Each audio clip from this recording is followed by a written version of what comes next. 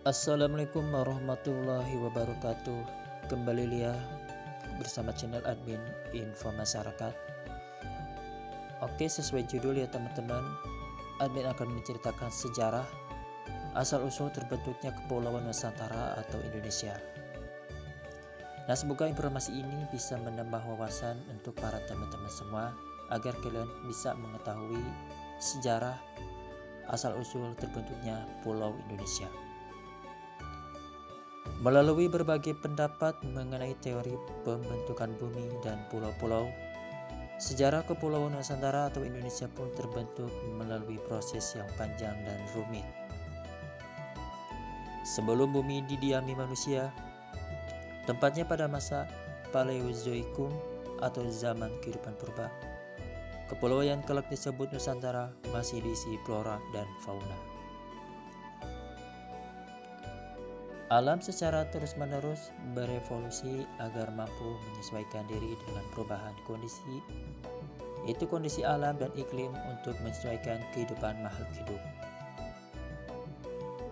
Mestika Z dan kawan-kawan dalam buku Sejarah Indonesia dituliskan menurut para ahli bumi, posisi pulau-pulau di Kepulauan Nusantara terletak di atas tungku api yang bersumber dari magma dalam perut bumi yang memiliki suhu sangat tinggi.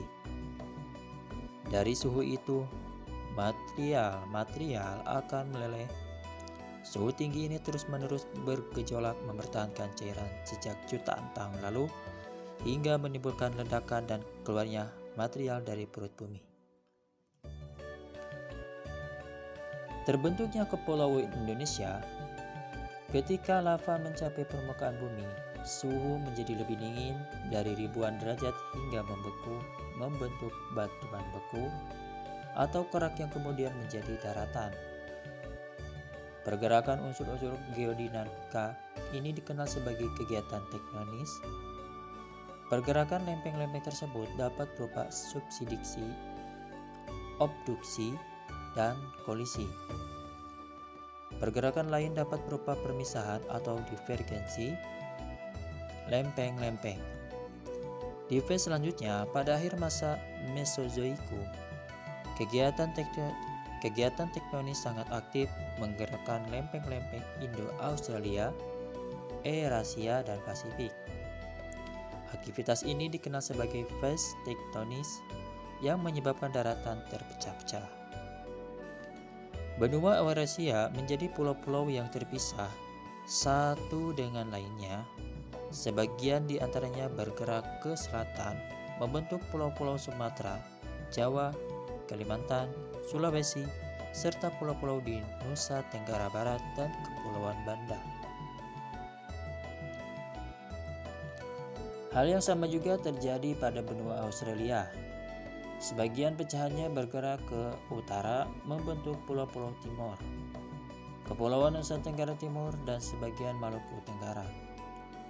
Pada kala Pliocene, sekitar 5 juta tahun lalu, terjadi pergerakan tektonis yang sangat kuat yang mengakibatkan terjadinya proses pengangkatan permukaan bumi dan kegiatan vulkanis.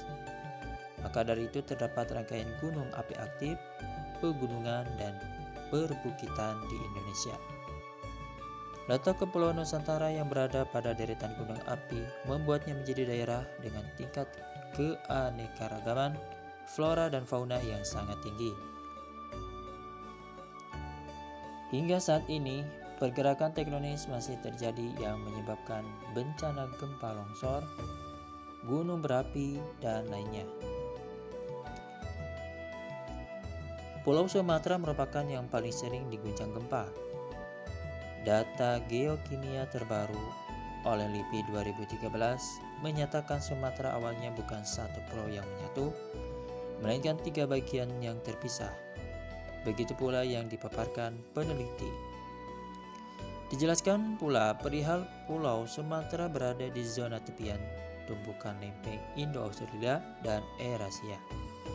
Hal inilah yang konon menyebabkan Sumatera jadi pulau yang rawan gempa jika dua lempeng tektonik ini mulai aktivitas tumbukan.